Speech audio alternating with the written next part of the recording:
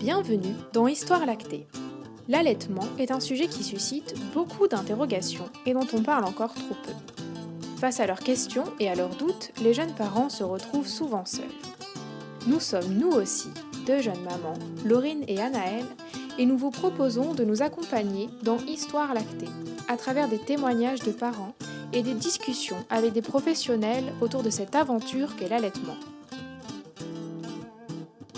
Dans cet épisode, nous recevons Virginie Lespingal, consultante en lactation IBCLC, avec qui nous avons parlé des tout débuts de l'allaitement. Comment se préparer pendant la grossesse? Que prévoir pour la maternité? Comment se passe la première tétée et les premiers jours avec bébé? Autant de questions que nous avons posées à Virginie et auxquelles elle a répondu avec passion et bienveillance.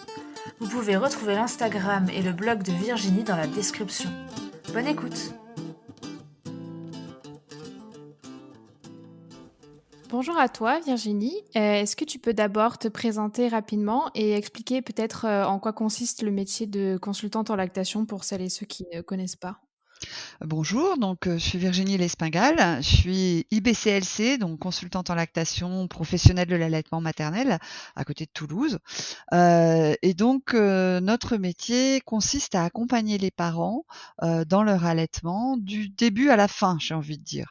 Parce que voilà, on est là tout au fil de l'allaitement, dès qu'il y a des questions, des interrogations, des doutes sur l'allaitement, pour faire en sorte de répondre à leurs questions et à harmoniser un petit peu les réponses parce que on est dans une société qui est pas forcément très, très soutenante en l'allaitement et avec toute la meilleure volonté du monde, les personnes qui vont les accompagner, qui peuvent être donc des professionnels de santé, peuvent ne pas être formés et donc souvent ils peuvent avoir des informations, du rouge, du jaune, du vert, du violet et c'est un petit peu compliqué pour eux d'y voir clair. Donc voilà, pour les aider à y voir plus clair et à suivre le chemin qu'ils ont envie de suivre, hein. Je dis «ils» parce que le papa a un rôle important dans l'allaitement aussi. Tu dis que tu as le label entre guillemets IBCLC. Qu'est-ce que ça signifie? Est-ce que c'est important que, par exemple, si on va avoir une consultante en lactation, elle ait ce...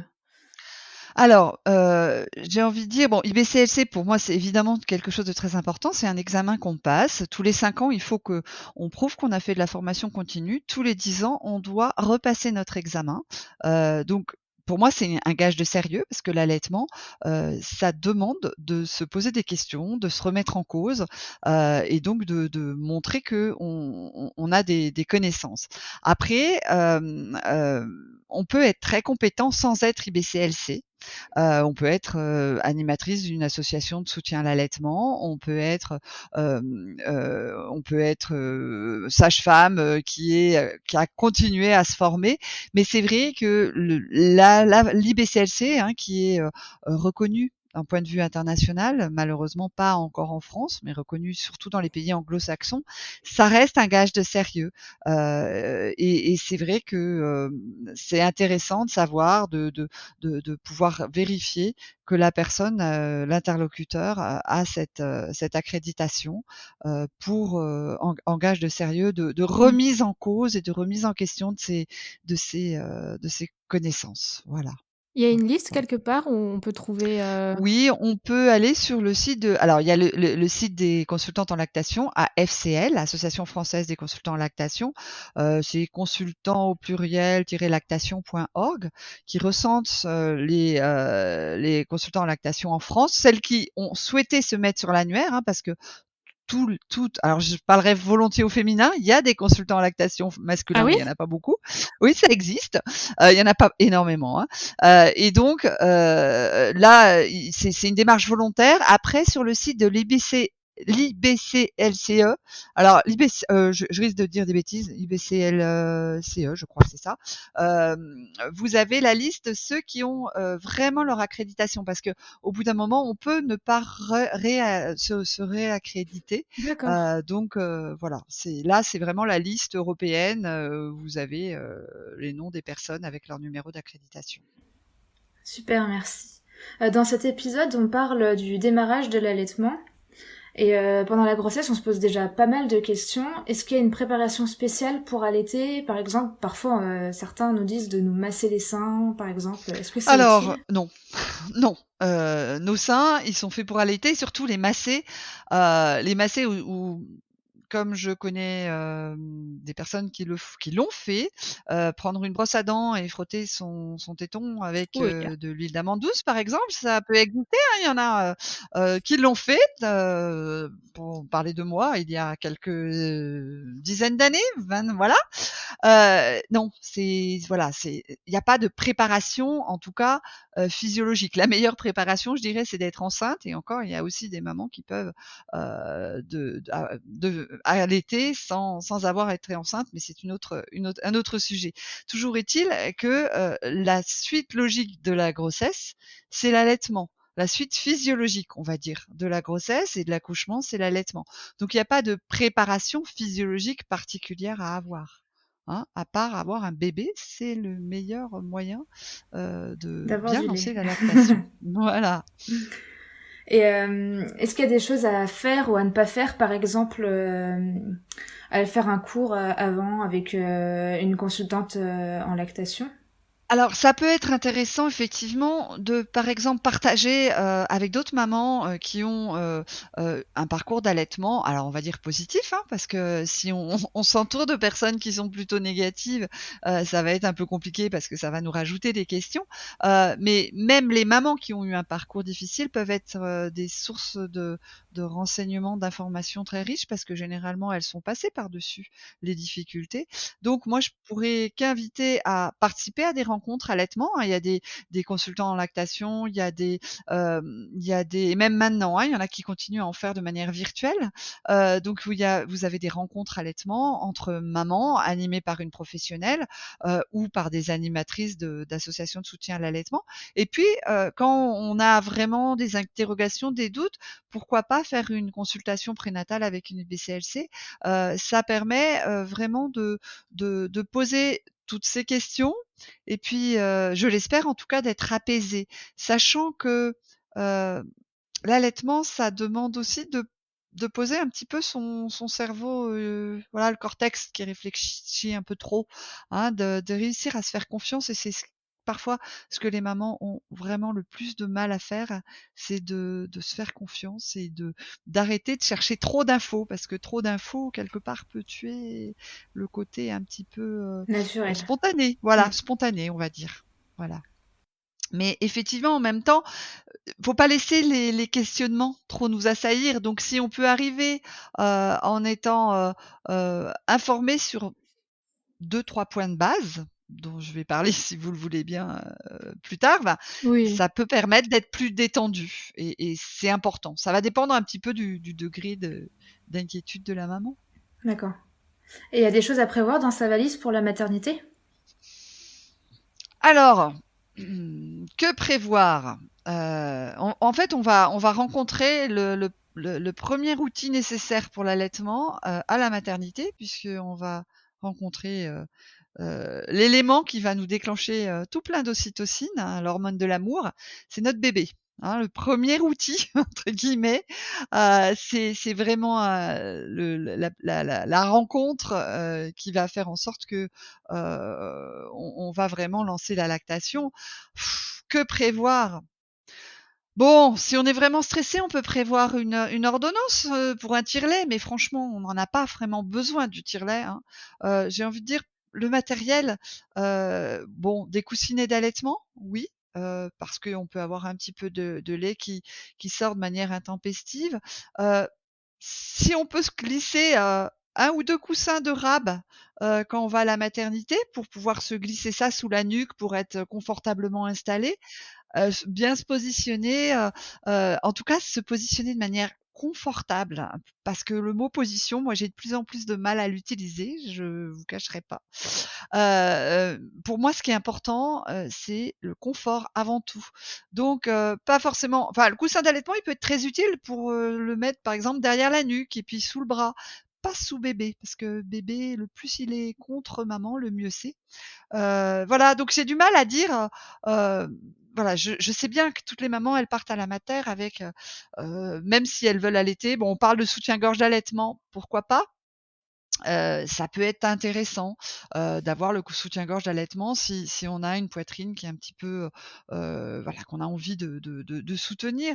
Mais, je crois que c'est vraiment, au fur et à mesure du temps qu'on va voir si on a besoin de quelque chose. Mais on a voilà, surtout pas voilà. Je sais pas si je suis très, très claire dans ma réponse, mais Si, oui. voilà, c'est vrai que, heu, c'est le bébé et la maman les outils Le plus principaux quoi, important. les plus importants. Ouais.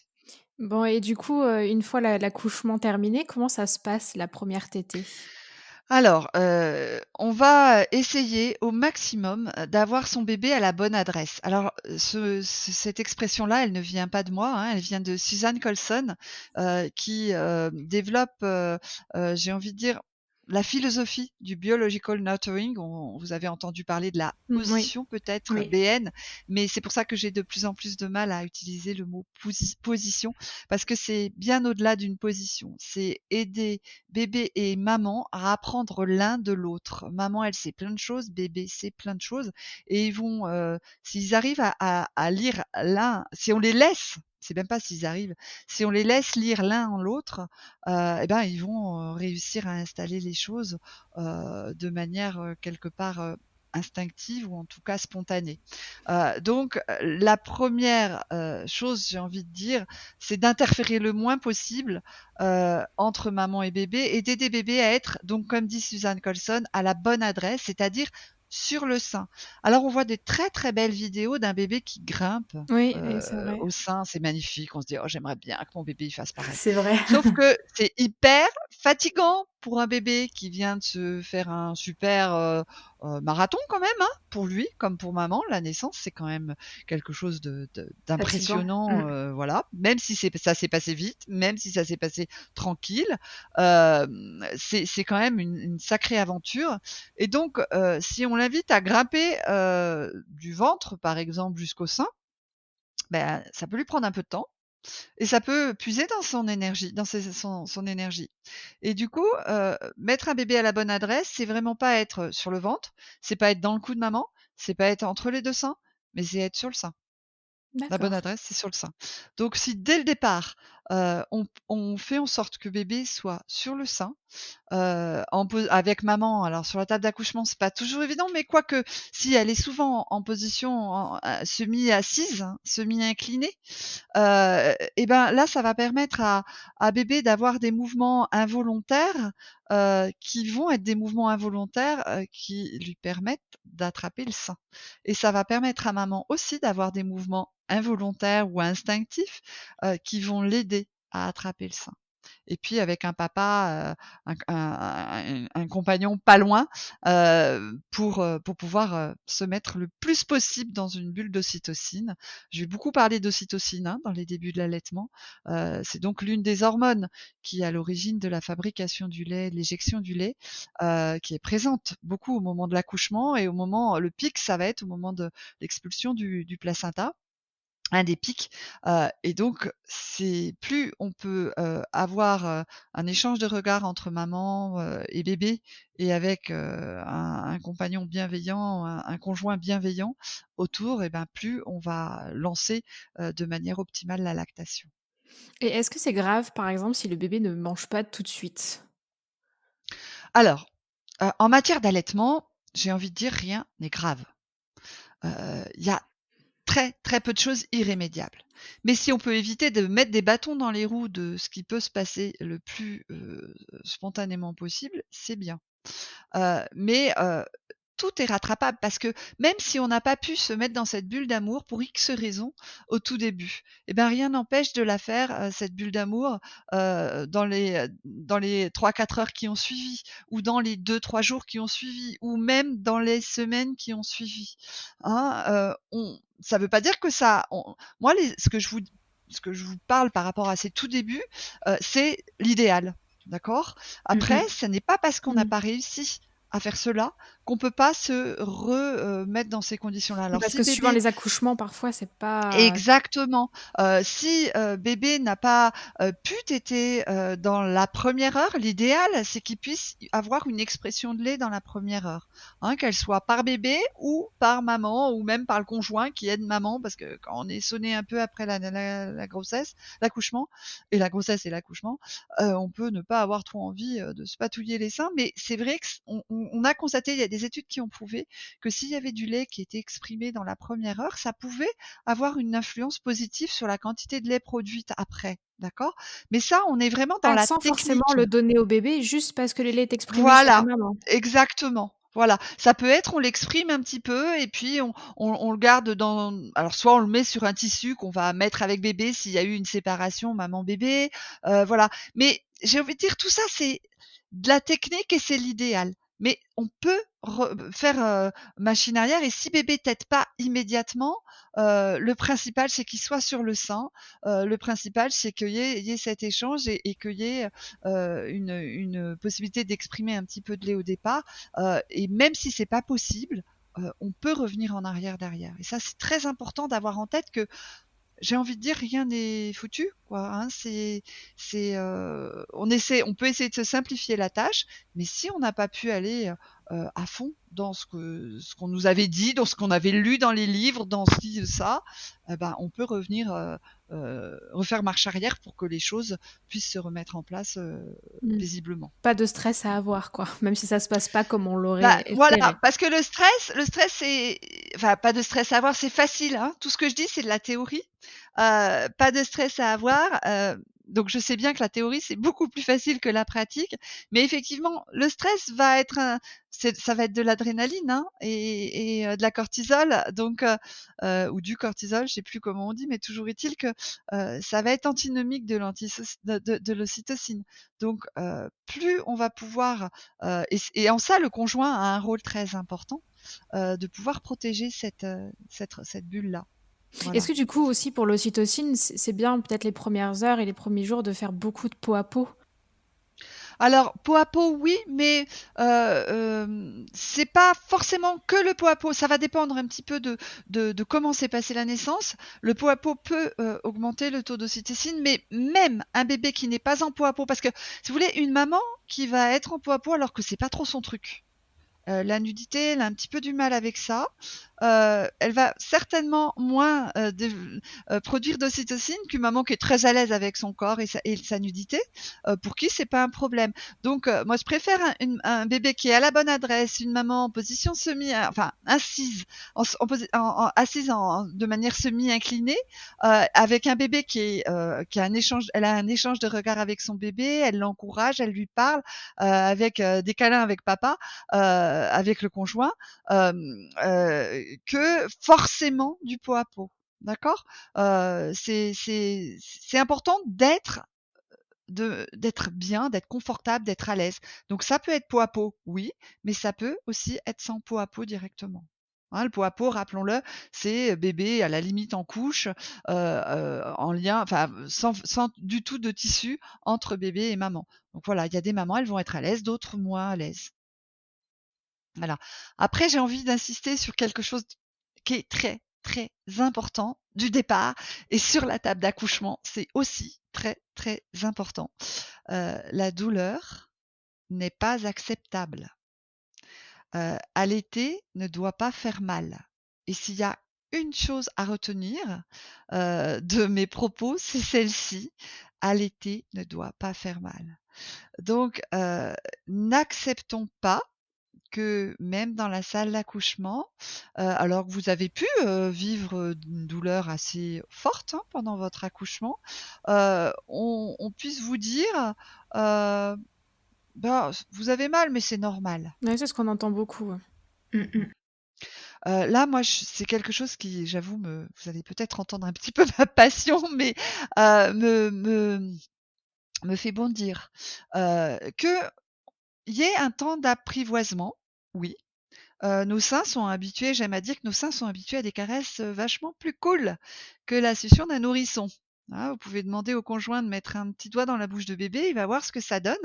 Un bébé qui tète, bien fréquemment et d'une vigueur, extrême. Oui, c'est vrai, ouais. Voilà, donc c'est important de se rendre compte que nos seins, il peut y avoir un temps d'apprivoisement. Mais, de là à alors, il y a douleur et douleur. Il peut y avoir des douleurs, par exemple au niveau du ventre.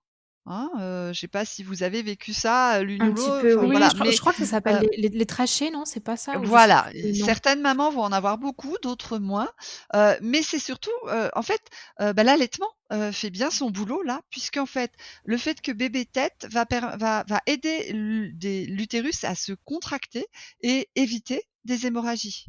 D'accord? Donc va aider l'utérus à reprendre sa place initiale de manière plus facile que s'il y a pas la tétée. Donc là, on peut se dire: «Oh là là, moi j'ai pas envie d'accoucher à nouveau», parce que ça peut être, très surprenant, parfois, hein. Ouais, À moi chaque je me souviens, Ce j'ai que eu je dis, très, très mal. voilà, et du coup, on est là, on serre la main du conjoint, on se dit: «Oh, oh, oh, si c'est ça l'été moyen». Donc ça peut être surprenant, mais si on le sait, ça l'est moins, et si on sait que c'est bénéfique aussi, ça l'est moins aussi et que transitoire. Ensuite, alors moi j'utilise beaucoup l'échelle de douleur de 1 à 10, mais je sais bien que c'est un outil, hein, que c'est vraiment perfectible, enfin, que c'est tellement, Ça subjectif. dépend de Je sais pas chacune. s Voilà, exactement, ça va dépendre de chacune. Mais moi, j'aime à dire que sur une échelle de 1 à 2, bon, au tout début, si on a une gêne, mais en même temps, c'est pas de la douleur, c'est une gêne. C'est une sensation nouvelle, pourquoi pas? Mais si on a vraiment mal, je parle au niveau du sein. Là, c'est important de se dire que, on peut donner, si on le sent, on peut donner un petit coup de main à bébé pour qu'il, rattrape le sein, de manière, à ne pas être inconfortable. Parce que si on a mal, encore une fois, c'est pas de l'ocytocine qui va venir. Si on OK, on a peut se mal, on va crisper. pas être bien, on va se crisper, tout va faire qu'on va avoir mal au dos, on va avoir mal partout, les crevasses ne sont pas un passage obligé. Alors déjà, si on est en position semi-assise, si on est enfin, en position, oui, si on est installé, en position semi-assise, si on a un bébé qui est à la bonne adresse, il y a beaucoup de choses. Si on est confortable, si on a trouvé le coussin qui nous allait bien.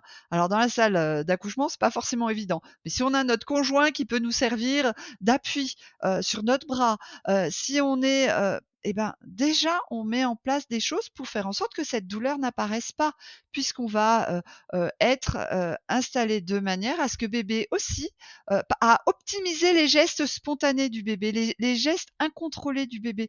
Il a des réflexes, le bébé, et nous aussi on en a, et moins on va avoir, je me répète, hein, mais moins on va avoir d'interférences dans cette dyade, d'interférences extérieures, plus ce sera bien. Et même dans notre chambre, si bébé n'a pas tété au tout début, dans notre chambre, c'est pour ça que je parle des coussins au départ, plus on est installé, je sais pas, quand vous prenez le thé avec des copines ou quand vous regardez, la télé, vous vous mettez confortable. Et vous faites, voilà, d'ocytocine. Donc si la maman elle est installée confortablement, heu, elle va pas accepter non plus d'avoir mal. Voilà, on n'accepte pas l'inconfort. Donc Il faut voilà, se c'est préserver, en fait. ouais, Mm. ouais, ouais, c'est en fait, l'allaitement, dès le départ, dans la ça peut être vraiment quelque chose de très simple et très spontané et de très, alors on parle toujours, vous savez le petit, le petit, le proverbe qui dit qu'un arbre, qui tombe fait plus de bruit que 1000 arbres qui poussent.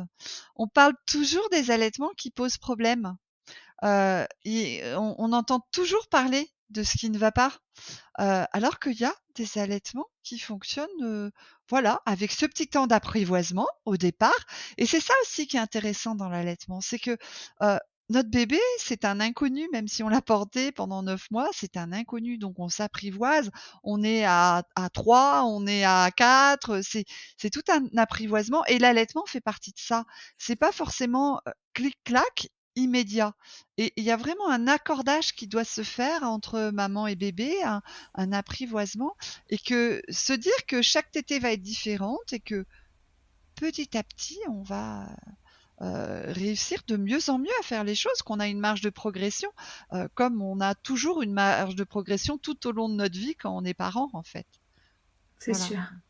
Et si ça continue de faire mal ou qu'on n'arrive pas à se mettre bien et qu'on a toujours mal au sein, qu'est-ce qu'on peut faire? Alors, la première chose, encore une fois, vous posez la question: «Est-ce que je suis, semi-inclinée?» Hein, parce que vraiment, on a des images d'Épinal dans la tête.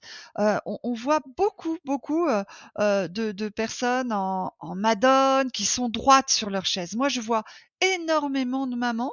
C'est marrant parce que, là, on est en train d'échanger, on est dans l'oral, on n'est pas du tout dans le visuel et je peux vous assurer que, je suis en train de me redresser sur ma chaise et de me mettre toute droite et ça me fait mal pour ces mamans parce que la gravité ne joue pas en leur faveur. Leur bébé va être lourd, va peser dans leurs bras, donc du coup, elles vont avoir mal au dos parce qu'elles vont le tenir, hein, même si c'est une petite crevette de 2,5 kg, bébé il pèse son poids. Alors que si, comme je suis en train de le faire à l'instant, on se remet sur son lit, voilà, tout peut vraiment avoir ça en tête, c'est important. Que cette installation dans le confort, ça peut vous paraître ridicule en disant oui, mais elle va me parler de la douleur vraiment qu'on a sur les seins. Mais déjà ça, je vous assure l'une l'autre que ça peut avoir un impact sur la douleur, direct sur la douleur qu'on a au sein, parce que bébé, tous ces gestes spontanés, je sais pas si tu as déjà entendu parler on le voit, le bébé qui fait le pivert, Ah le non. bébé qui tape sur le sein de maman Ah ou qui si, remue. oui. Voilà, hein, alors il y a des mamans, elles parlent de bébé qui fait la poule, je trouve le pivert, c'est un petit peu plus joli. Le bébé qui fait des petits gestes de la tête de gauche à droite, tout ça, c'est des gestes, spontanés, incontrôlables du bébé et c'est des gestes de: «Je vais chercher le sein», je pousse avec mes pieds, je pousse avec la main. Si bébé, il est vraiment à la bonne adresse au sein, s'il est pas forcément allongé d'ailleurs, hein, il peut être en vertical, c'est des gestes qui vont, quand maman est semi-inclinée, vont être beaucoup plus doux et vont permettre à bébé d'ouvrir de manière optimale la bouche. Parce que ce qui est important, c'est que cette douleur, elle est un signe que bébé n'ouvre pas forcément suffisamment grand la bouche. D'accord?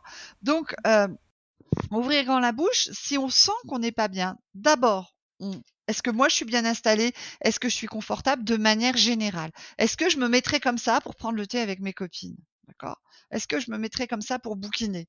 On rajoute bébé, c'est une composante, mais déjà, je veille à mon confort. Ensuite, heu, si bébé nous fait mal au niveau de la bouche, rien ne nous empêche de lui donner un petit coup de main.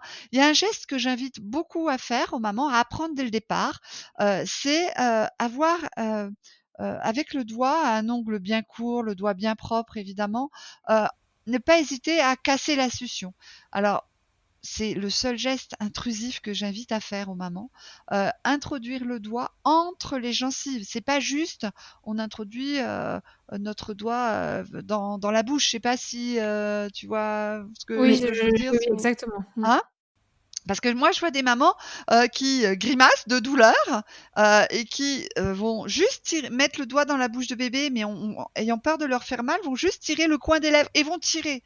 Ça fait un mal de chien et ça n'aide pas Oui, si parce que on a comme des il est déjà douleurs. grippé, si en Ah plus bah il oui, tire. ouais. Là, ça fait vraiment très, très mal. Donc du coup, enfoncer son doigt, entre les gencives, ça peut permettre, par exemple, si je suis mal positionnée, si je sens que j'ai un coussin qui me manque, j'ai mal au dos, du coup, bah, ça peut permettre de, faire juste une petite pause à bébé, se réinstaller. Ça peut nous permettre aussi de lui dire: «Bébé, allez, tu ouvres un petit peu grand la bouche, on travaille ensemble, on lui caresse par exemple avec le sein, on fait comme si le sein c'était le prolongement de notre main, on lui caresse le haut des lèvres là, le philtrum, Mmh c'est mh. le petit passage qui est juste entre le nez et les lèvres, ce qui peut déclencher le réflexe d'ouverture de bouche, enfin ce qui va déclencher le réflexe d'ouverture de bouche de bébé et lui permettre, l'aider en appuyant légèrement sur le menton à ouvrir grand la bouche. Ce qui est important pour ne pas avoir mal, c'est que bébé ouvre grand la bouche. Alors, si on est bien installé du départ, il peut le faire de manière totalement spontanée. Et puis parfois, il peut y avoir des bébés qui peuvent, pour X raisons, parce que maman et bébé ont eu un petit peu des bâtons dans les roues au moment de la naissance, parce que ça s'est fait un petit peu plus tardivement, tout ce réaccordage, bébé peut avoir un peu de mal à ouvrir grand la bouche. Donc, maman peut l'aider de cette manière-là. D'accord. Voilà. Hein, et surtout ne pas accepter. Alors, justement, quand je dis ne pas accepter la douleur, quand voilà, j'invite à parler, à casser la succion, ça peut se faire beaucoup plus facilement avec un bébé qui est à la bonne adresse, parce que ça veut dire que c'est un bébé qui n'est pas complètement affamé, donc qui va plus facilement accepter de faire des pauses. Si maman a besoin de se réinstaller, si maman trouve qu'il lui fait mal et que c'est bien de retravailler sur la position de la bouche sur le sein de bébé. Un bébé qui est à la bonne adresse, un bébé qui n'est pas complètement réveillé, un bébé, voilà, on va pas attendre euh, un bébé qui pleure pour le mettre au sein. D'accord? Ça, c'est hyper important.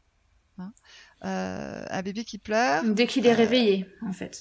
Dès qu'il est réveillé, et voir, il y a même des bébés qui peuvent être très efficaces en étant au sein, Endormi. endormis au tout début, hein, dans les 3 premiers jours, la Mon première fils, c'était semaine. ça. Ouais, on peut voir que on peut penser qu'il faut attendre. Alors, on parle beaucoup des signes d'éveil, mais des signes d'éveil, ils peuvent être très subtils parfois.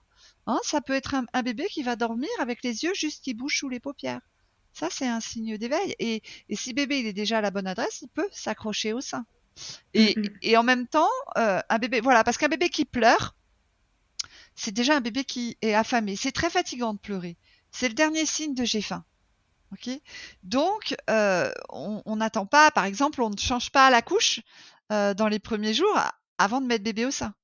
On va privilégier, bon, évidemment, si elle déborde, on peut essayer, mais bon, on n'est pas forcément très habile quand c'est notre premier bébé, mais on va essayer de privilégier d'abord la mise au sein avant de changer la couche si c'est pas, il n'y a pas une urgence, quoi. Voilà, parce que il y a ce, dans le ventre L'allaitement bébé. à mettre en place, quoi. Ben oui, puis bébé, il est dans le ventre, bébé, c'est le service 24 heures sur 24. Et puis là, il est coupé de son Oui. alimentation en continu. Et voilà, donc on va répondre à ses besoins, et ses besoins, la priorité. Alors évidemment, moi j'aime bien dire que le sein, ça répond à 5 besoins. Euh, Ça répond à j'ai faim, j'ai soif, j'ai besoin d'un câlin, j'ai besoin d'être assurée et j'ai peur. Mais là, voilà, donc on ne perd rien à proposer le sein en premier, au contraire.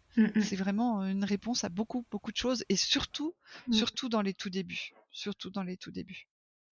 Ça, c'est le principe de l'allaitement à la demande, au final, Oui, qu'on entend beaucoup. on répond, voilà, on répond aux besoins du bébé. Ça veut pas dire, hein, on est dans les tout débuts, d'accord? On est dans les tout débuts et on ne parle pas de l'allaitement au fil du temps. Il y a des rythmes différents qui vont se prendre.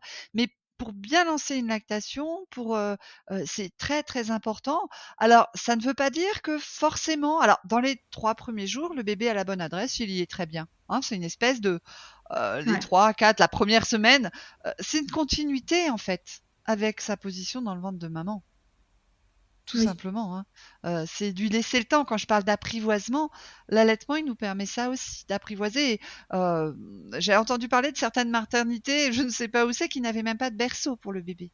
Euh, Parce que le Ah, meilleur c'est endroit, bien c'était ça. sur le sein. Ouais. Ouais. Bah, voilà, ça permet obligatoirement, bah là, finalement, qu'on allaite ou qu'on n'allaite pas son bébé, il est à la bonne adresse avec maman sur le sein de maman.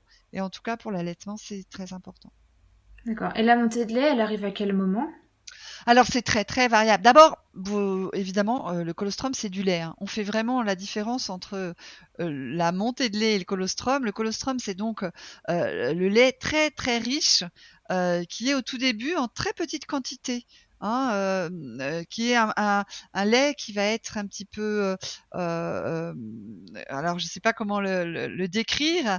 Il va être un peu plus enfin, il va être un peu collant, il va être un peu plus épais, en très très petite quantité. C'est pour ça qu'on invite au tout début, si pour X raison on est séparé de notre bébé, et ça peut être un geste important à connaître, ça en prénatal, qu'on allaite ou qu'on n'allaite pas d'ailleurs, parce que c'est notre corps, mais d'apprendre à exprimer notre lait à la main.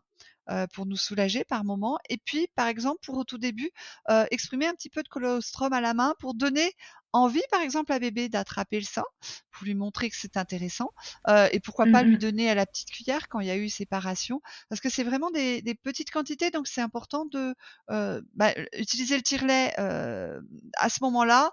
Ça peut faire perdre cette petite quantité-là, hein. Je parle dans les premières heures après l'accouchement. La lactation va s'installer. Alors, de manière globale, elle s'installe, elle met 6 à 7 semaines pour bien s'installer, d'accord? Après, la montée de lait, oui, c'est long, hein, 6 à 7 semaines. On parle donc jusqu'à 1 mois et demi, hein. Heu, mais la montée de lait, ça va dépendre de chaque femme. Ça va être entre 2 à 5 jours. Voilà, donc il y a pas ça veut pas dire que bébé n'aura rien. Donc quelque part, les moments où il y a pas, forcément la montée de lait, alors 5 jours, c'est vraiment extrême, hein, c'est dans généralement les 2, 3, 4 premiers jours, OK? Ah, moi, c'est ce Mais que ça m'est arrivé 5-6 jours. ah ouais, d'accord. Donc là, il peut y avoir, tu as dû avoir, un petit peu d'angoisse, on t'a parlé de compléments, j'imagine Oui, que mmh, exactement. voilà. Donc ça peut être parce que, par exemple, il y a des mamans, quand le bébé va naître par césarienne, la lactation, la montée de lait peut être un petit peu plus tardive. Je dis peu. Il y a vraiment en matière d'allaitement, Il n'y a pas de règle. il y a très peu de règles. Il y a surtout, une histoire unique entre une maman et un bébé. Et donc, rien c'est pour ça que je dis rien n'est irrémédiable, parce qu'on peut toujours remettre les choses, je dis pas que c'est facile, hein, possible, ça c'est pas synonyme de facile. Mais en tout cas, donc la montée de lait intervient à ce moment-là, et on peut se dire aussi que bébé, il peut s'entraîner à téter. Il peut apprendre à téter avec des quantités moindres. Ça veut pas dire qu'il y a rien du tout dans le sein, hein. Il peut apprendre à téter avec des quantités moindres, avec l'idéal, si jamais on a une inquiétude par rapport à la prise de poids, doit pas descendre. Alors il y a un côté très protocole, hein, au sein des maternités, bien Ouais, les souvent. 10%. Voilà, le bébé doit pas dépasser les 10% de poids. C'est quelque part, on peut pas en vouloir. C'est leur seul point de référence, c'est la prise de poids. Ce qui est important, c'est de se dire que déjà, la montée de lait peut se faire bien plus vite si on a un bébé qui est à la bonne adresse déjà les premières heures, hein. C'est une composante. Je me rabâche, hein, en fait. Mhm. Je répète toujours la même chose, mais Mais oui, c'est important. voilà, c'est si un bébé est à la bonne adresse dès le départ, on va s'enlever, voilà. Pourquoi est-ce que ça mettrait, voilà, plus de temps pour que la lactation monte? Après, il peut y avoir eu des chirurgies mammaires qui vont impacter sur tout ça. Il peut y avoir sur la montée la montée de lait immédiate. Il peut y avoir des questionnements au niveau hormonal qui peuvent retarder un petit peu, hein, problème de thyroïde qui peuvent retarder la montée de lait. Mais ça ne veut pas dire qu'elle ne va pas arriver, d'un. Ça ne veut pas dire qu'on ne va pas produire suffisamment de lait pour son bébé. Et ça ne veut pas dire que de toute manière, la moindre petite quantité de lait maternel est très utile et très bonne pour bébé, Pour bébé, oui. même si on doit compléter autrement. Alors, si on est stressé et qu'on nous invite à compléter, moi j'aimerais vraiment, alors c'est de plus en plus le cas, de plus en plus de cas, on propose des compléments à la seringue. L'idéal serait à la seringue et au sein en même temps si on propose un complément, c'est-à-dire avec un dispositif, d'aide à la lactation Mais du coup, c'est un complément de sur le notre sein. lait. Il faut le tirer. Alors, l'idéal, la première intention, c'est un complément du lait de maman. Ça, c'est vrai que ça peut être, l'idéal. Mais en même temps, dans les 3 premiers jours, enfin, je sais pas quelle est ton histoire à toi, mais c'est vrai que, moi je vous ai parlé d'avoir une ordonnance de tire-lait dans votre, Au tout dans début. votre, voilà, dans la valise de la maternité. Normalement, la maternité est censée avoir un tire-lait efficace. Je dis censé parce que quelquefois c'est des arracheurs de sein, donc faut vraiment faire attention. Mais si on a un tire-lait, bon, il y a des mamans, elles vont être bien plus à l'aise d'exprimer leur lait à la main, même dans les tout débuts. Mhm. D'accord? Il faut d'abord veiller à ce qu'un bébé soit vraiment efficace, parce que le tire-lait, il est là pour compenser l'expression de bébé qui n'est peut-être pas aussi efficiente que ça. Ça vient pas forcément que de maman, que de bébé. Ça peut venir le fait que la lactation, enfin pas la lactation, mais la montée de lait ne soit pas aussi rapide qu'on le souhaiterait, simplement des interférences qu'on a fait entre maman et bébé. Hein, c'est pas forcément maman qui a, parce qu'on est dans une société très freudienne, donc dès qu'il y a un problème de lactation, dès qu'il y a un Ça problème vient de la de prise de même. poids, c'est toujours la faute de la mère. C'est une diade, donc c'est important de veiller. Par exemple, un bébé qui est au sein, oui, il peut téter en dormant, mais c'est important aussi de jeter un petit coup d'œil qu'il fasse pas que de la tétouille. Hein, ce que Être sûr j'appelle qu'il la mange tétouille. vraiment. Voilà, qu'il y ait des moments où on sente que on le sent, OK, c'est un apprivoisement et c'est une découverte au début, mais on peut observer que, bébé, va téter, de manière plus ou moins, «efficace», entre guillemets «efficace», mais en tout cas être acteur et être, on sent qu'il y a un transfert de lait qui se fait Et on et s'en ça rend peut compte être, aussi par le son, on qu'on peut l'entend par le son, mais déglutir. ça va dépendre parce que, par exemple, un bébé qui va faire beaucoup de bruit, qui va avoir la langue qui claque, là, pour nous, ça peut pas forcément être un signe de transfert. C'est vraiment l'observation, puis nous sentir, est-ce qu'on sent que notre bébé il va en profondeur, que les tétés sont pas des tétés rapides.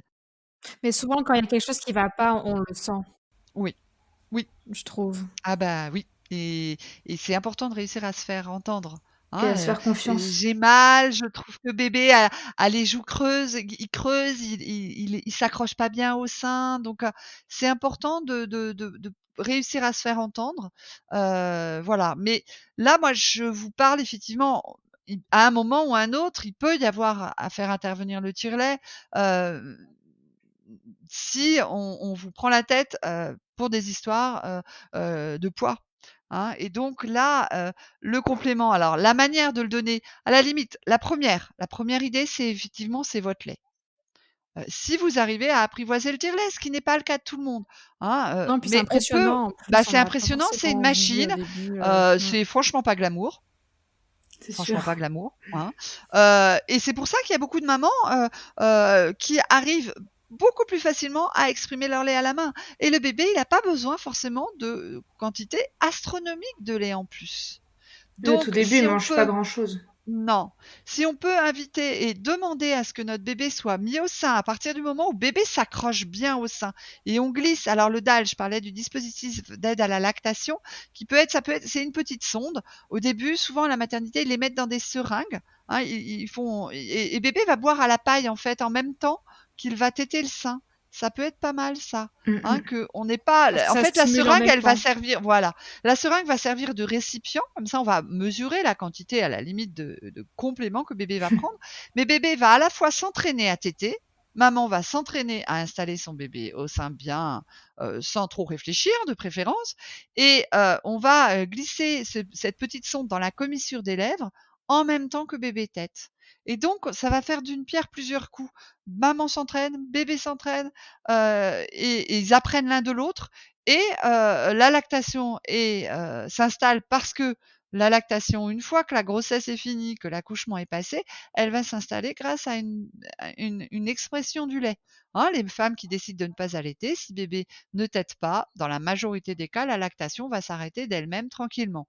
Hein, sauf si celles qui sont une hyperlactation, c'est un peu plus compliqué. Mais dans la majorité des cas, ça va s'arrêter tranquillement. Donc c'est l'expression du lait qui va faire qu'il y ait une lactation qui va bien s'installer. Donc le fait que bébé prenne le complément, non pas dans un biberon, mais avec une petite sonde qui est mise sur le sein, ça peut vraiment aussi bien stimuler la lactation. Tout en gardant, je suis désolée, je suis bavarde, hein, Non, mais non, n'hésitez c'est pas à très m'interrompre, intéressant.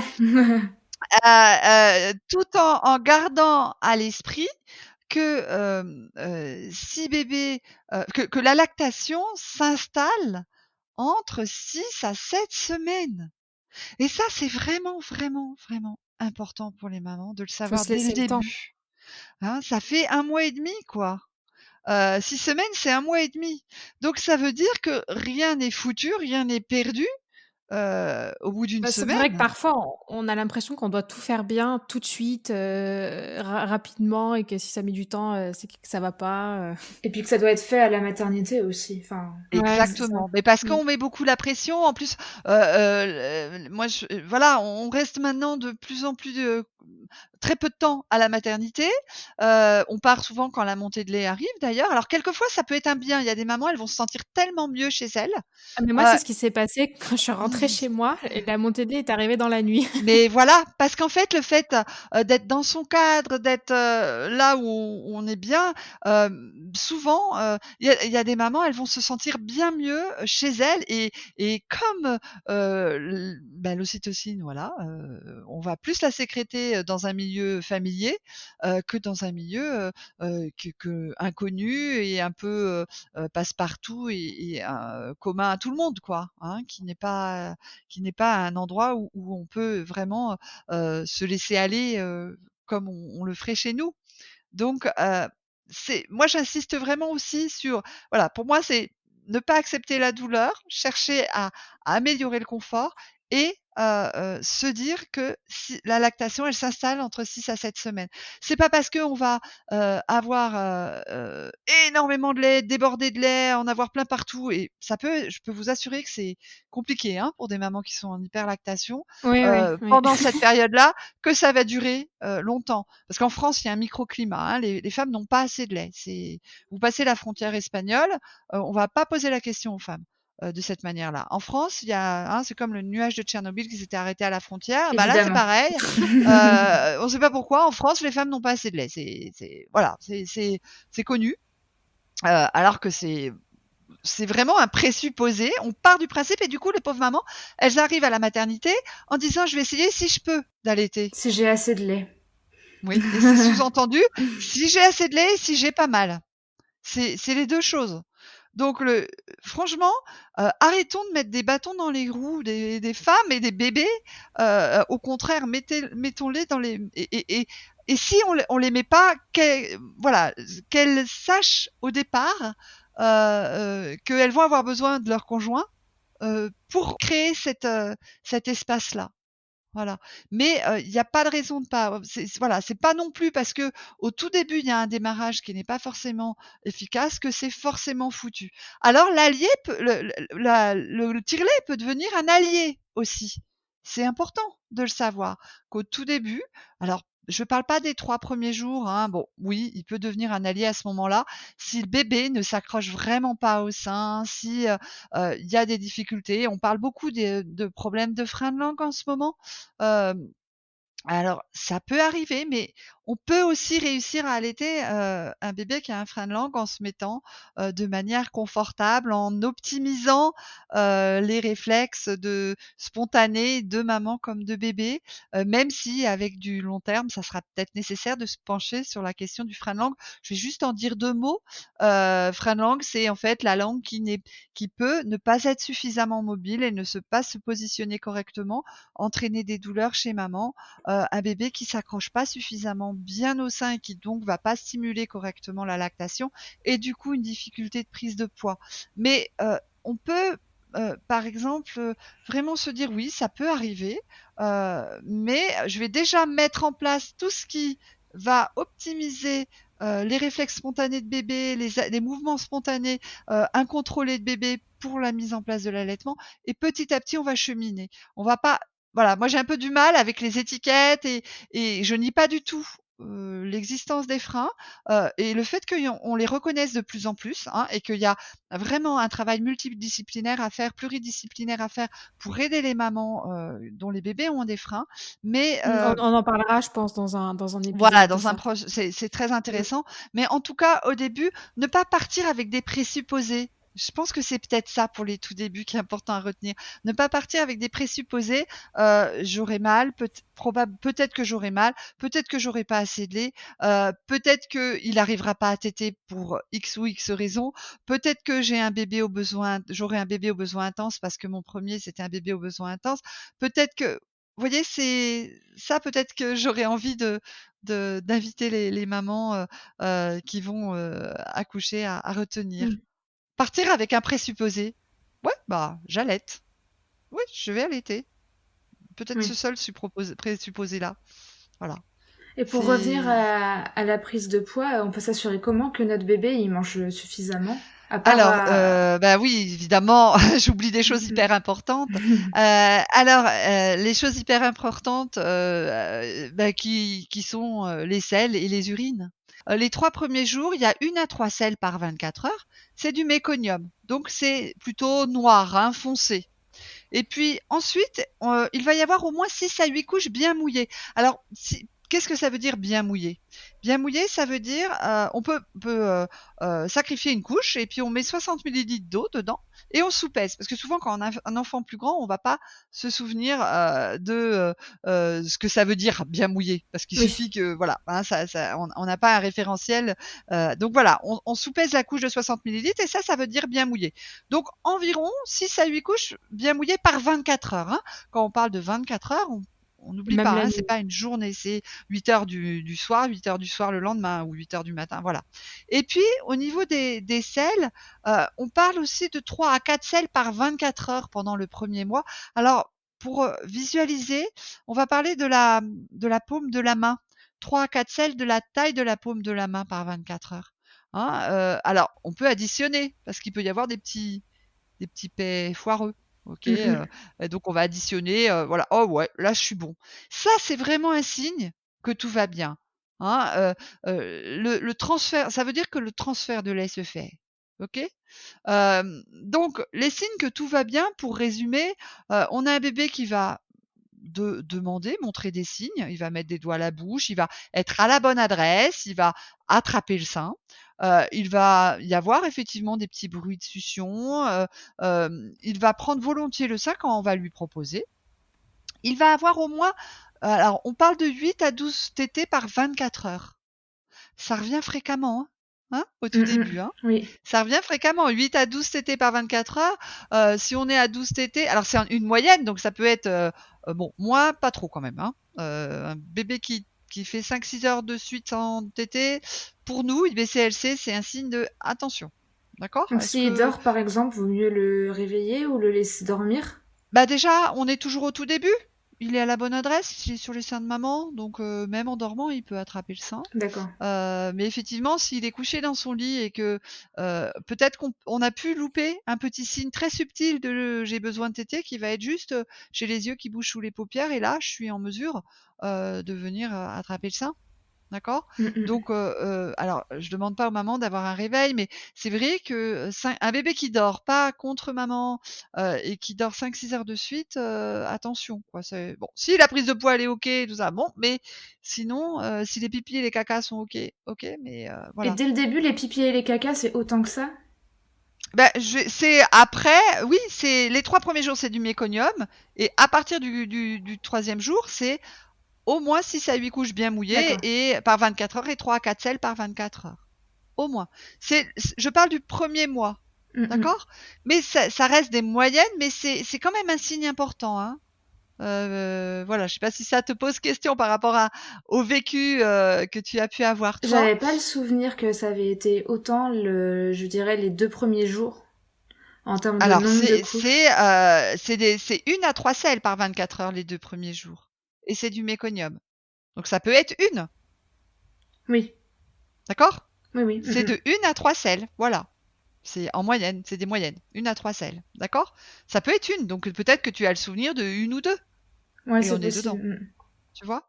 On n'a pas Voilà, trop de souvenirs de cette période. ça passe très très vite. Hein. Donc voilà, 8 à 12 tétés par 24 heures. Quand il y a des mamans qui me disent mais il est au sein tout le temps, bah, on compte la tétée, c'est au début de la tétée et l'intervalle c'est les 2 heures. C'est à partir du début de la tétée et la suivante, elle va être 2 heures plus tard. Donc si la tétée elle dure une demi-heure, bah, ça va être Oui. rapproché. Hein, d'accord. Et puis c'est pas forcément des tétées où bébé il va non plus être efficace, enfin téter de manière oui efficace pendant elle va durer la tétée entre 10 à 30 40 minutes max quoi. Hein, un bébé qui fait ensuite des câlins voilà, il n'est pas obligé de rester pendant 2 heures au sein non plus, le bébé. C'est paradoxal, j'entends bien avec ce que j'ai dit au tout début, hein, le bébé à la bonne adresse. Mais il y a une nuance entre les 3 premiers jours, 4 premiers jours à la maternité et en suivant. Voilà, bébé, il peut, c'est important aussi de veiller à son efficacité au sein. Je sens que j'entends par moments que je suis paradoxale dans mes propos, parce que je dis bébé à la bonne adresse et en même temps je dis la tétée qui ne devrait pas durer non plus pendant des heures et des heures. Parce qu'un bébé Oh, qui mais les dort, paradoxes dans tout, de toute oh voilà, façon. parce qu'un bébé qui dort au sein tout le temps, tout le temps, tout le temps, il peut être trop faible pour Réussir vraiment à bien euh, téter et avoir... voilà. Mais est-ce qu'un bébé qui est, c'est pour ça qu'en fait tout est lié.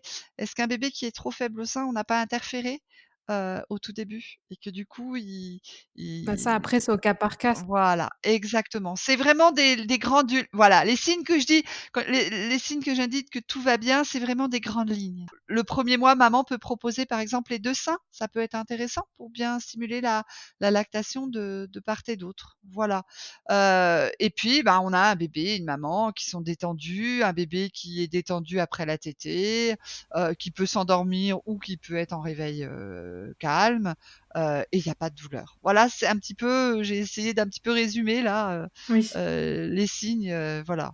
Après, si on veut parler, alors j'ai oublié par rapport au sel, parce qu'il y a des parents qui me disent oh là là, il a la diarrhée.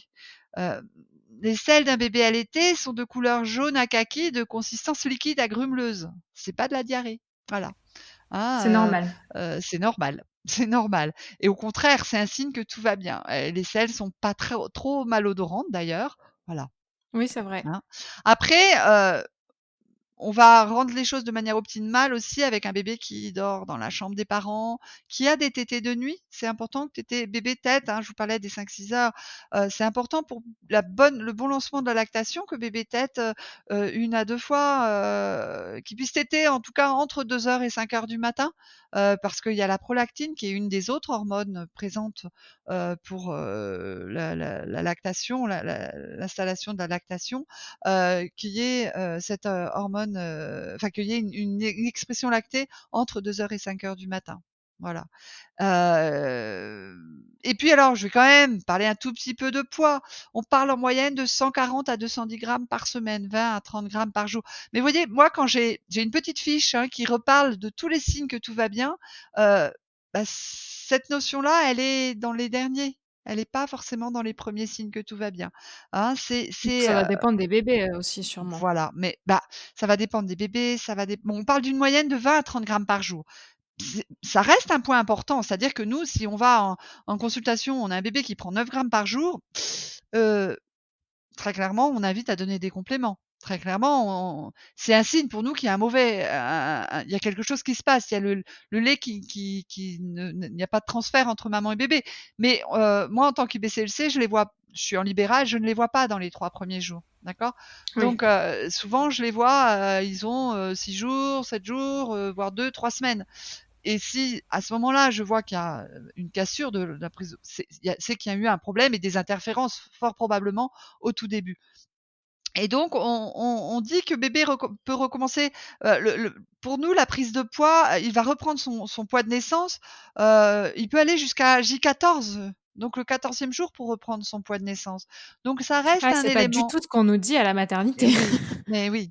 Donc ça reste un élément important, mais tant que ça monte, je veux dire s'il y a vraiment une baisse et que là, importante, voilà. Mais, si la prise de poids est OK, si on voit que les pipis, les selles sont OK, si bébé il recommande tous les signes que j'ai dit avant et que la prise de poids elle est un petit peu lente, mais qu'elle monte, nous jusqu'à J14 c'est OK pour nous et j'ai des sages-femmes, hein, avec qui je travaille, pour lesquelles J14, il y en a même une, elle dit: «Moi jusqu'à J20, c'est bon tant que ça monte». Tant que ça continue Hein, à monter, que c'est progressif voilà, et que... Ouais. exactement. Voilà. Et donc voilà, on peut comprendre aussi les professionnels de santé, qui ne bah, l'allaitement, rien n'est vraiment carré, nos seins ne sont pas gradués jusqu'à preuve du contraire, et ça les déstabilise de ne pas voir quelle quantité bébé prend. Donc pour eux, leur seul référentiel, ça reste, le poids. Alors dans, nombre de maternités, maintenant les maternités IHAB, hein, Initiative Hôpitaux Amis des bébés, heu, ils modifient leur référentiel, hein, et ils font en sorte que tout ça puisse être pris en compte, heureusement. Voilà, mais c'est, important d'avoir ça en tête. Et tout à l'heure, on a vite fait aborder un peu le thème de la pudeur et sachant que souvent à la maternité, les premiers jours, on a beaucoup de familles, d'amis, tout ça qui viennent nous rendre visite. Comment est-ce qu'on peut gérer un peu par rapport à ça si on a peur avant d'accoucher, Alors d'allaiter ça, devant les c'est autres? vraiment propre à chaque famille. Je connais des familles, moi, qui ont carrément demandé à ce qu'il n'y ait pas de visite à la maternité. C'était notre Alors, cas. Mmh. voilà, ça peut être vraiment important, pour créer cette bulle papa, enfin conjoint, hein, parce que, voilà, il peut y avoir des familles, qui ne sont pas forcément, papa-maman, mais, conjoint, maman, bébé, pour pouvoir être dans cette bulle. Parce qu'effectivement, heu on peut ne pas se sentir à l'aise tout simplement, même si alors ça va dépendre peut-être si c'est notre premier, notre deuxième, notre troisième, mais quand bien même, parce que tout peut très bien passer pour un premier bébé, puis deuxième, on ne sait pas pourquoi, on va être moins à l'aise. C'est aussi un nouvel apprivoisement. Donc du coup, moi je ne peux qu'inviter les parents à proposer, que la famille ne vienne pas à la maternité, hein, pour avoir, ces quelques jours, voire même il y a des personnes qui, voire, proposent même que les visites, je sais pas, pendant une semaine, 10 jours, ou alors des visites, mais il y a Ingrid Baillot qui parle du 4e, qui est une sage-femme, qui a un DU, d'allaitement, qui parle du 4e trimestre de la grossesse de manière très, très bien, très, très intéressante, et elle propose des chèques cadeaux, sur son site, et moi je les maintenant en consultation prénatale, je les propose aux parents, à distribuer à l'entourage, et c'est des chèques cadeaux très concrets, pour, vraiment, que l'entourage soit d'une grande aide et ne soit pas forcément justement à une interférence entre maman et bébé, Parce que mais au parfois, il y en a, ils viennent juste à la maison et puis ils s'assoient et voilà, alors que voilà, moi j'ai écrit un article sur mon blog, et si on parlait allaitement, sur la place des grands-mères, et moi je sais que personnellement j'ai une reconnaissance éternelle pour ma maman qui, à chaque naissance, venait, mais bon, elle y connaissait rien en allaitement, tant mieux.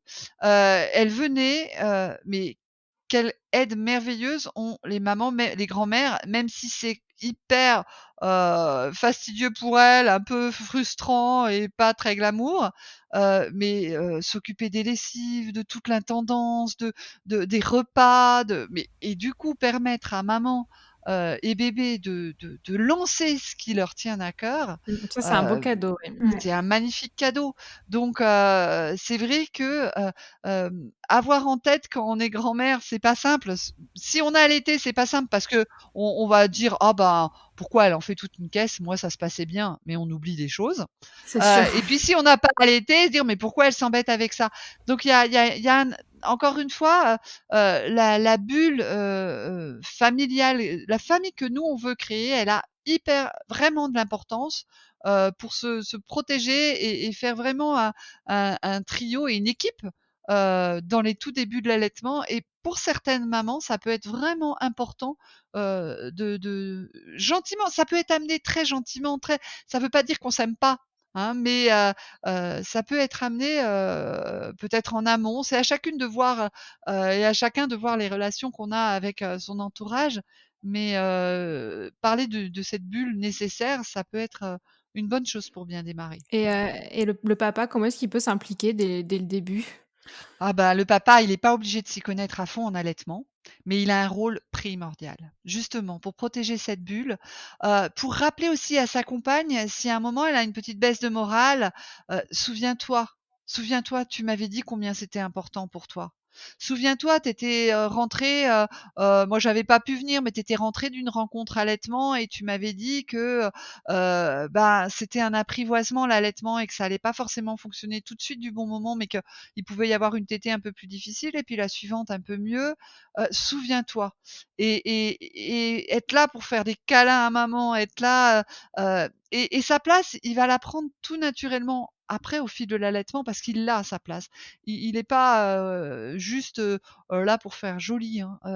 Vraiment, je ne connais pas les taux, mais j'avais vu l'autre jour une étude qui prouvait que quand on avait un papa qui était soutenant comme ça, il y avait beaucoup plus de chances que l'allaitement se passe, exactement comme la maman souhaitait, hein, et que la maman, suive le chemin qu'elle avait envie, par une présence là, et il peut être aussi un bon interlocuteur, avec les professionnels de santé, avec les voilà, mais je crois que son rôle premier, c'est d'avoir confiance dans sa compagne. Vraiment, confiance, hein, qu'il soit pas non plus, trop stressé. Moi, je vois des papas très, très stressés par des histoires de poids. Donc pouvoir juste, lui donner, ça sert à rien de le saouler avec plein d'infos, sur l'allaitement, mais juste les petites bases de départ, hein, pour les histoires de pipi caca, comme Les trucs quelquefois c'est, rassurants pour qu'ils puissent. voilà. Oui, parce que parfois ils ont besoin de concret, les papas, Oui, beaucoup, et puis j'ai parfois ils l'impression. peuvent être vraiment inquiets, parce qu'ils sont comme, d'abord, ils découvrent aussi, hein, et puis ils peuvent, s'être sentis très impuissants pendant l'accouchement et continuer à se sentir impuissants après. Par rapport à la douleur de la difficulté, la douleur, oui, s'il y a douleur, la difficulté, ne pas savoir comment aider. Donc c'est là où être présent, en disant: «Ben, souviens-toi», parce que un papa qui dit: «Bon allez, arrête de t'embêter, donne le bibi», oui, il va peut-être solutionner le problème immédiat. Mais si c'est pour récupérer une compagne, quelques semaines, voire quelques mois plus tard, qui déprime parce Avec des qu'elle n'est pas allée regrets. au bout de son envie et de son projet, je suis pas sûre que le calcul y soit très, très bon. Oui, c'est sûr. Voilà. Donc voilà, Et et en tout cas, il a toute sa place. Oui. on entend parler des pics de croissance, des jours de pointe. C'est quoi en fait Alors, oui, on en parle vers 3 semaines. Alors moi, je parle plus de jours de pointe. Vers 3 semaines, 6 semaines, 3 mois, 6 mois. Un bébé qui va demander soudainement à téter plus fréquemment, que, le «rythme» entre guillemets qu'il avait pris. Alors à 3 semaines, quelquefois, ça peut passer inaperçu, hein, parce que, je Moi, suis on pas m'avait bien dit qu'il sûre y en qu'il y avait ait un un, rythme. à 3 jours de vie aussi. Alors là, moi, oui, j'avoue que je suis un petit peu, oui, je suis un petit peu dubitative par rapport à ça parce que pour moi, un bébé, il est à la bonne adresse, donc il tète. D'accord? Et si on remarque qu'il tète plus à 3 jours, je vois C'est pas peut-être comment parce qu'il c'est était pas possible. assez proche de sa maman. C'est possible. Moi, Mm. pour moi, 3 jours, 6 jours, je vois pas pourquoi. Après, ça peut être possible aussi, mais je vais vous expliquer pourquoi. On parle aussi, alors moi, j'étais pas d'accord avec quelqu'un qui venait du Canada, enfin, c'était une animatrice de soutien à l'allaitement, mais d'association de soutien à l'allaitement, qui disait que ça contribuait à augmenter la lactation. Moi, je vais vous dire quelque chose. Pour ces jours de pointe, sont aussi observés chez les bébés qui ne sont pas allaités, qui sont au biberon. C'est une maman que j'accompagne dans son allaitement, qui est assistante maternelle et qui donc reçoit des bébés. La majorité des bébés qu'elle reçoit ne sont pas allaités, et elle rencontre ces jours de pointe, ces jours où des bébés ont besoin plus d'être portés, ont besoin plus d'être au sein, ont besoin plus d'être dans les bras de papa et d'être rassuré et d'être, et effectivement, de téter. Et donc, ça serait plutôt, enfin, c'est pas que moi qui le dis, hein. En fait, il y a beaucoup de choses qui se passent dans le cerveau des bébés. Des acquisitions qu'on va voir ou pas voir, des synapses qui se mettent en place, d'autres qui vont s'accrocher, d'autres se détacher, etc. Et donc, bébé, c'est comme un obstacle pour lui. Et donc, il va reculer pour passer cet obstacle et pour mieux le passer, pour mieux le sauter. Et reculer, quoi de mieux que sa base?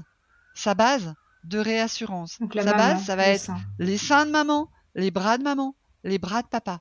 Et ça va durer 48 heures à 72 heures maximum. Si on sait que ça existe, on va se dire: «Ah bah, c'est bon, c'est Non, juste lâche ça, prise. je vois la lumière au bout du tunnel». On va pas se dire: «J'ai plus de lait», parce que ça arrive à 3 mois qu'il y a des mamans qui disent: «J'ai plus de lait». Alors que Surtout c'est que ça va juste en plus avec la un crise jour de postnatale. pointe en fait. C'est des jours de pointe. C'est voilà, c'est j'ai besoin de réassurance, j'ai besoin. Alors évidemment, dans les 3 semaines, 6 semaines, ça va contribuer à l'installation de la lactation, hein, puisqu'un bébé entre 1 mois et 6 mois prend grosso modo la même quantité de lait, hein, 800 millilitres par 24 heures grosso modo. Donc obligatoirement dans les les petits jours de pointe de 3 semaines et de 6 semaines peuvent booster un petit peu la lactation. Mais ça n'est pas forcément la raison. C'est aussi une question de développement physiologique du bébé. D'accord. Voilà. Et moi, j'aime bien parler de cette image-là des bébés aussi au biberon qui demandent ça. Ça montre bien que ça n'est pas qu'une quantité de lait. Ça rassure que c'est pas forcément que sur l'allaitement. Et non. Que ça et peut puis en arriver plus, autrement, voilà, même au on biberon. parle aussi des bambins qui, vous savez, on parle des bambins qui régressent. Mm. Et souvent, il y a une nouvelle acquisition derrière, en fait. Et on peut, alors, sur les tout petits bébés, on les voit pas forcément, les nouvelles acquisitions. Et puis d'autres fois, on va les voir. Tiens, et ben, il va davantage sourire, ou tiens. C'est subtil par rapport à ce que nous, on sait faire. Eux, ça nous paraît tout petit ce qu'ils vont faire de nouveau, quoi. Voilà, exactement. Donc, le sein, ces jours de pointe, ça permet de relativisons ces jours de pointe, et puis surtout se dire, on peut, ça veut pas dire qu'on n'a plus de lait. Oui. Et si une fois qu'on est rentré à la maison, on rencontre des problèmes, on peut se tourner vers du coup une consultante en lactation. Ça peut être intéressant. Alors, ça va dépendre le bouche à oreille. Si on vous indique un médecin, alors attention, pas un médecin qui soutient l'allaitement. Parce qu'un médecin qui soutient l'allaitement, il peut le dire. Et puis dans son bureau, dans son cabinet, vous allez trouver un pot à crayon avec une marque de lait artificiel, une toise avec une autre marque, un sous-main avec une autre marque. Là, quelque part, on peut se poser des questions parce que ça veut dire que ce qui est plutôt habituel, c'est le lait artificiel. Qu'il soutient et qu'il accompagne aussi bien des mamans avec qui nourrissent leur enfant avec des substituts de lait maternel, il n'y a pas de problème. Mais du coup, je ne lui demande pas d'afficher des photos de bébés allaités partout dans son cabinet. Mais le fait d'avoir des marques, visuellement des marques de lait artificiel dans son cabinet, pour moi, ça pose question. Donc le bouche à oreille est très important parce qu'on peut avoir un médecin qui, lui, est extrêmement compétent en allaitement parce qu'il va avoir continué à se former. Donc ça, c'est important d'être certain que la personne en face de nous est formée. Alors faire appel à une IBCLC, ça peut être vraiment intéressant parce que nous, on est obligé de continuer à nous former pour peu que on le fasse, parce qu'il y a certaines IBCLC qui ne vont pas renouveler leur accréditation, qui vont être IBCLC une fois et c'est tout. Malheureusement, souvent dans les hôpitaux, parce que leur service ne veut pas renouveler leur accréditation pour des questions financières. Ça, je trouve ça très très dommage. C'est sûr. Mais donc les IBCLC, les associations de soutien à l'allaitement, la Leche League, l'allaitement tout un art. Je connais moins les marraines de l'or blanc, mais un soutien vraiment. Moi, j'ai une reconnaissance éternelle pour la Leche League. Il y a une formation de base qui est extrêmement forte et importante et des informations qui sont toutes validées. Donc, en France, on parle beaucoup de la Leche League comme étant des extrémismes de l'allaitement. Moi, j'ai plutôt envie de dire que ce sont des femmes extrêmement passionnées et que du coup, il y a des moments, ça peut, elles vont aller très très loin. Mais quand on est animatrice de la Leche League, on est là, moi en tant qu'ancienne, pour soutenir les allaitements qu'ils durent 3 jours, 3 semaines, 3 mois ou 3 ans. Donc, ne pas rester seul. Donc, soit une professionnelle de l'allaitement, un IBCLC, soit une sage-femme qui est formée en allaitement. Alors, il y a des DU d'allaitement aussi, qui sont bien, mais qui restent très théoriques parfois. Donc voilà, c'est pas toujours évident de trouver un interlocuteur. Je crois que le bouche à oreille vraiment est le meilleur. Parce que renseigner dans la région avant peut-être même avant d'accoucher pour savoir vers qui se tourner si on a Exactement, besoin. Ça peut être bien d'avoir des numéros de côté. Voilà, d'avoir un numéro de téléphone d'une personne ressource. Alors ça veut pas dire moi je peux très bien ça peut s'être très très bien passé avec une maman et puis avec une autre maman moins bien parce que on est des êtres humains et que il y a des mamans qui ont besoin d'avoir quelqu'un de très intrusif qui met le sein dans la bouche de bébé. je sais que moi c'est pas comme ça que je ferai. Mhm. Donc c'est pour ça que c'est difficile de s'y retrouver dans l'accompagnement des premiers jours et que je crois beaucoup plus au bouche à oreille en même temps pour se dire bon bah voilà, cette personne elle agit comme ça, mais en tout cas ses informations sont valides. Oui. Et ça c'est important. Voilà, moi il y a j'en vois par exemple chez des kinésios, des chiropracteurs ou des ostéos, bah je dis aux mamans voilà, moi je trouve qu'il travaille bien, j'ai confiance dans ses compétences. Après l'allaitement, il y connaît rien, il peut vous dire des trucs sur l'allaitement, mais il y connaît rien. Après, il a cette manière un peu brute de décoffrage de parler, mais c'est pas pour autant que cette personne n'est pas compétente. Oui. Voilà. Donc le bouche à oreille et puis si c'est des professionnels de santé, heu, c'est bien quand même d'avoir une personne, bon, je prêche pour ma chapelle évidemment, mais je fais toujours une minute dans mes consultations de non-humilité, je dis. Parce que tout le monde peut parler d'allaitement. L'ostéo peut parler d'allaitement, la sage-femme peut parler d'allaitement, la la belle-mère peut parler d'allaitement, la cousine, la copine, la voisine peut parler d'allaitement. OK? Oui. Heu, mais continuer à être formées, les animatrices, je sais de la Lead League continuent à être formées, les Allaitement tout un art continuent à être formées. Nous, en tant qu'IBCLC, on continue à être formés et je crois que c'est ça qui est important, c'est de s'assurer d'une personne qui continue à accepter de ne pas savoir Et moi, ma et de ne généraliste pas tout m'a dit savoir. que si j'avais un souci par rapport à l'allaitement, elle pourrait pas m'aider et enfin, d'aller vers une Bah, consultante en lactation ou la Leche League. Mm. exactement. Et ben c'est une magnifique généraliste qu'il faut surtout Mm. garder C'est sûr. parce qu'elle elle est compétente dans son domaine et elle sait dire je ne sais pas. Et pour moi, faire preuve d'humilité, ça ne veut pas dire qu'on est incompétent. Ça veut juste dire que on a un domaine. Moi, l'autre jour, j'ai fait un live et je parlais de diversification. Non, il y a quelqu'un qui m'a posé des questions sur des aliments. Je dis attendez, moi je suis pas nutritionniste. Je peux vous donner des informations sur comment faire la diversification par rapport à l'allaitement, etc. Mais pour des questions, c'est important que chacun sache connaître ses limites. Et malheureusement, par rapport à l'allaitement, tout le monde est capable d'en parler et tout le monde a un avis sur la question en France. Donc Oui. Et voilà. s'il y a d'autres conseils que tu aimerais donner à des futures et jeunes mamans, ce serait quoi? Euh, Se faire confiance, mais ça c'est de la théorie. Euh,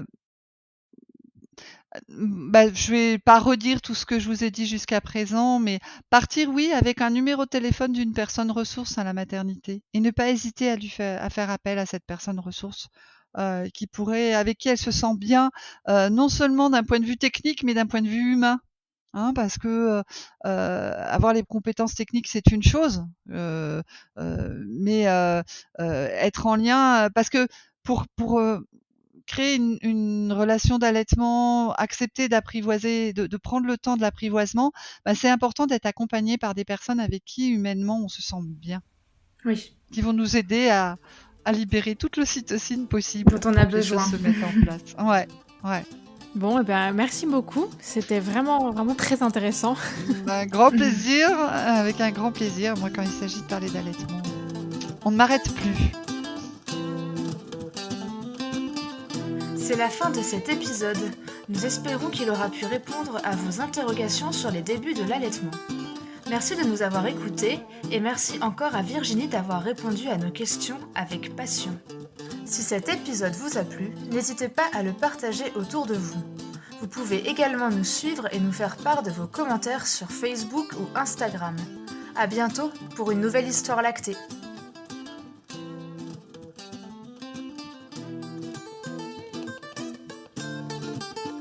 Life's a foolish game. Hey, life's a foolish game.